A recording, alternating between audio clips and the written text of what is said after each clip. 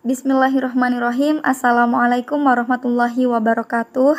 Ismi Fadilah Ukhti Riyanda min Qismil Lughah wal Adab al-Arabiyah. Alhamdulillahirabbil alamin. Nahnu naltaqi ani dirasati ilmil lughah wal an sa'asyrah lakum ani tarikh al-lughawiyat al-ammah wal lughawiyat al-arabiyah. Jadi di sini saya akan menjelaskan sejarah tentang linguistik umum dan juga linguistik Arab. Jadi pertama tentang sejarah perkembangan linguistik umum. Dari zaman ke zaman, linguistik atau ilmu bahasa sudah banyak mengalami perkembangan, yang dimana semakin berkembangnya bahasa, maka semakin banyak pula bahasa-bahasa baru yang bermunculan atau lebih kita kenal bahasa modern. Dan sejarah perjalanan linguistik pada dasarnya telah melalui 3 tahap periode. Yang pertama adalah periode awal, yang kedua periode perkembangan, dan yang ketiga periode pembaharuan. Pada periode awal, linguistik dicirikan dengan adanya faktor logika. Dalam periode awal ini dapat terbagi menjadi beberapa masa, yaitu ada 2 ya, ada masa India dan juga masa Yunani. Nah, pada masa India yaitu pada abad 5 sebelum Masehi, India telah menggunakan bahasa tulis dengan abjad Brahmi namanya. Dan bahkan sekitar abad ke-19, cara belajar di India secara lisan masih terjadi. Kemudian yang kedua, bahasa Yunani. Pembelajaran linguistik atau ilmu bahasa pada zaman Yunani telah dimulai dan berkembang sejak abad ke-5 sebelum Masehi sampai abad ke-2 Masehi. Jadi bangsa Yunani ini memiliki pandangan terhadap bahasa bahwa pada saat itu bahasa bertitik tolak dari filsafat.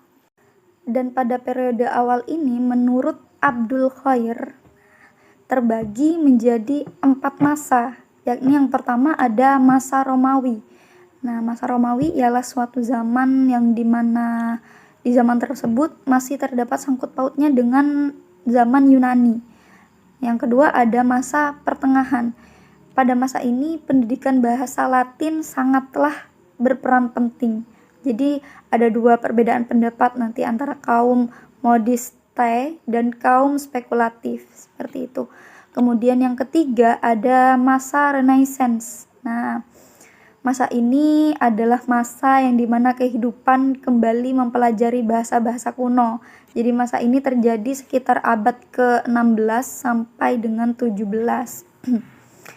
Kemudian yang terakhir ada juga bahasa modern, di mana di masa modern ini merupakan titik baru permulaan sejarah pertumbuhan suatu bahasa, yaitu dengan kemunculan tokoh linguistik kebangsaan Swiss yang bernama Ferdinand de Saussure pada tahun 1857 sampai dengan 1913. Nah, jadi Ferdinand de Saussure ini dianggap sebagai bapak linguistik modern. Baik, kemudian kita beralih ke periode perkembangan. Jadi pada periode ini dikenal sejak abad ke-18. Jadi di abad ke-18 ini menyatakan bahwa bahasa itu sudah tidak lagi berpaku dengan logika dan filsafat, melainkan dipelajari sebagai objek. Nah, dengan kata lain lebih ke apa adanya gitu. Jadi pada abad ke-18 ini terjadi pengumpulan data yang dilakukan secara besar-besaran oleh kaum misionaris ya. Dan salah seorang sarjana yang bekerja adalah P.S. Pallas. Dengan bantuan Ratu Rusia mampu menyatukan kata-kata dari 272 bahasa di Eropa, Asia, dan juga Amerika. Jadi pada abad ke-18 ini juga disebut dengan Age of Reason, yaitu sesuatu dilihat dengan akal dan rasio. Dan juga pada abad ke-19 dianggap sebagai abad mulainya linguistik, terutama pada saat itu mengenal linguistik historis komparatif. Nah, jadi linguistik historis komparatif ini merupakan cabang ilmu bahasa yang sama serta mempelajari perkembangan dari masa ke masa dan mengamati perubahan bahasa dengan mencari tahu sebab akibatnya. Kemudian pada periode pembaharuan. Nah, periode ini para ahli sudah tidak lagi membicarakan dari segi perbandingan atau filsafat, melainkan menitik beratkan pada persoalan bahasa saja. Untuk itu, ada beberapa tokoh yang membicarakan persoalan ini. Yang pertama ada tokoh Ferdinand de Saussure, yang kedua ada L. Bloomfield, yang ketiga ada Kenneth L. Peake, yang keempat ada Noam Chomsky, yang terakhir ada Charles Fillmore. Ferdinand de Saussure pada tahun 1857 sampai 1913, ia menulis suatu buku yang sangat terkenal yaitu Source de Linguistique Generale pada tahun 1916. Sehingga ia juga dikenal sebagai bapak linguistik modern ya. Jadi beberapa konsep yang diajukan antara lain yang pertama ada konsep linguistik diakronis dan sinkronis. Yang kedua ada konsep la langue, la parole, dan le language. Yang ketiga ada konsep form and substance. Yang keempat ada konsep significant dan signifies. Yang kelima ada konsep sintakmatis dan paradigmatik. Kemudian jika L. Bloomfield, Bloomfield ini memperkenalkan konsep yang dikenal dengan nama aliran struktural. Menurut Bloomfield, apapun yang kita ucapkan pasti adanya struktur.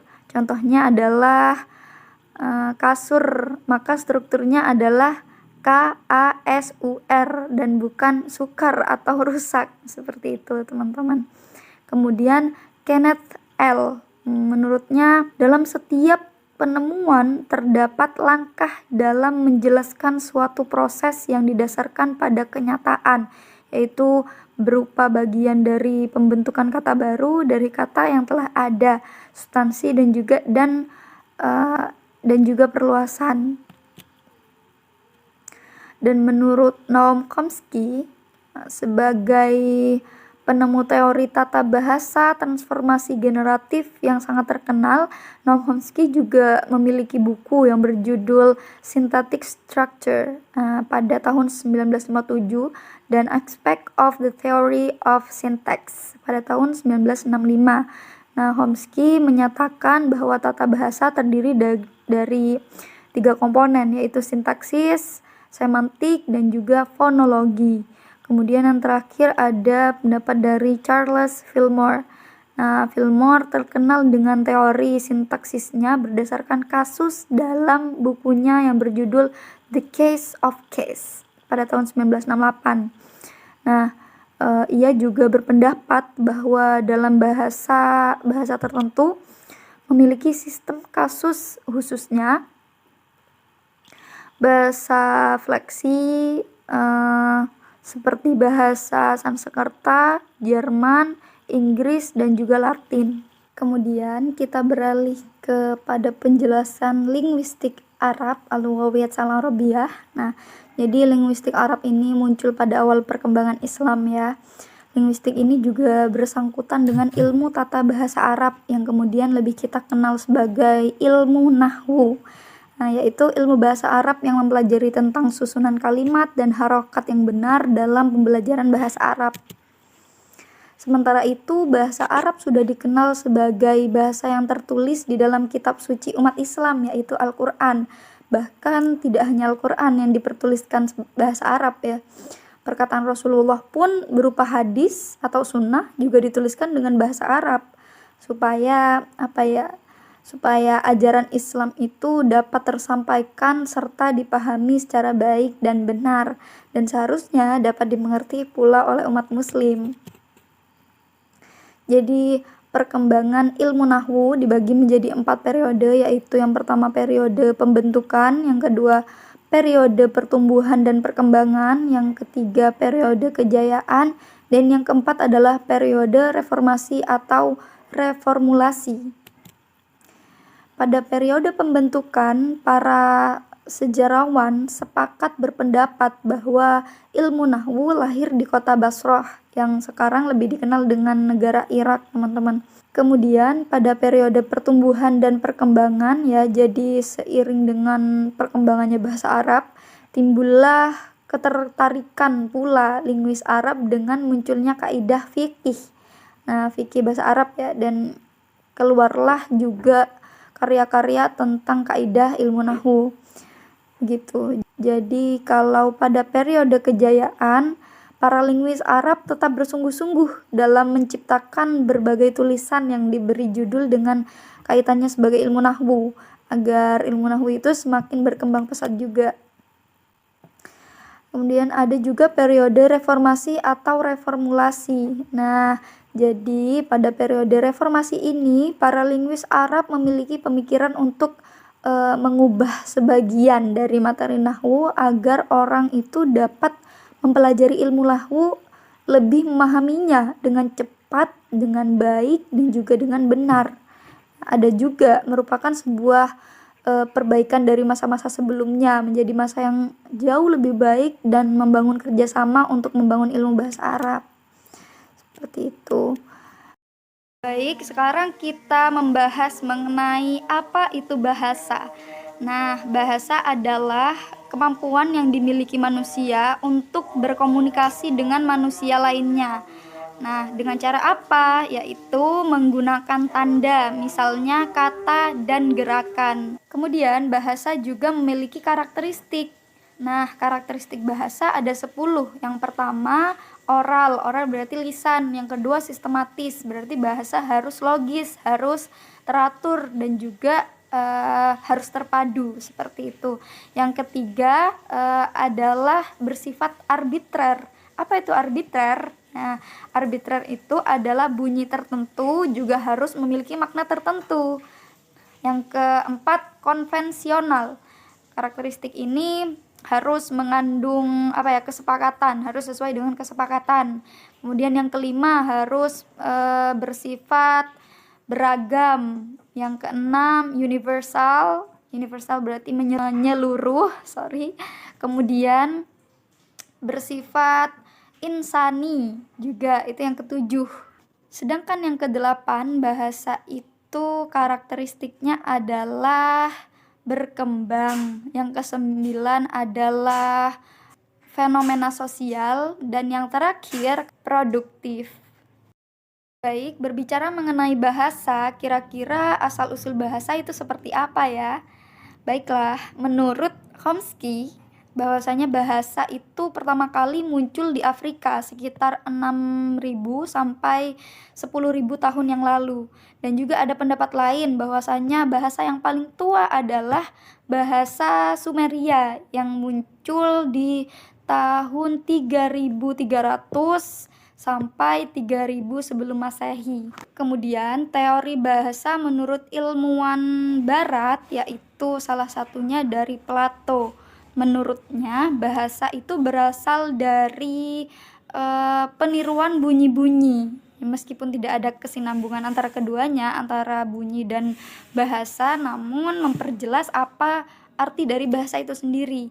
Seperti itu menurutnya. Sedangkan menurut ilmuwan Arab, yakni salah satunya menurut Al-Ghalayin, yaitu bahasa adalah kalimat-kalimat yang digunakan untuk menyampaikan tujuan-tujuan dalam pikiran dan perasaan seseorang.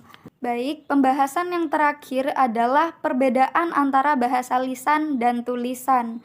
Nah, bahasa lisan adalah bahasa yang diucapkan orang lain untuk orang lain, ya, menyampaikan ucapan tersebut kepada orang lain dengan ucapan, dengan perkataan. Sedangkan bahasa tulisan adalah bahasa yang ditulis, untuk orang lain menggunakan media apapun, menggunakan media kertas atau media sosial dan yang lain-lain. Seperti itu. Jadi ada beberapa keunggulan atau kelebihan dan kekurangan di antara keduanya. Jika bahasa lisan, yaitu kita tidak bisa mengucapkan lisan kita pada jarak jauh, pada jarak jauh tanpa tulisan itu tidak bisa. Tetapi bahasa tulisan bisa disampaikan kepada orang yang jaraknya jauh dari kita. Nah, dengan cara menulis sesuatu dengan apa yang kita ucapkan, apa yang kita sampaikan itu menggunakan tulisan. Tapi sekarang ini sudah ada di zaman modern ya, di mana bahasa lisan sudah bisa disampaikan di jarak yang jauh pula, seperti itu. Tapi ya keunggulannya seperti itu. Jika orang yang belum paham media sosial, nah keunggulannya bahasa tulisan yaitu bisa disampaikan dengan jarak yang jauh, sedangkan bahasa lisan tidak, seperti itu. Terima kasih, demikian yang dapat saya sampaikan, semoga bermanfaat. Wassalamualaikum warahmatullahi wabarakatuh.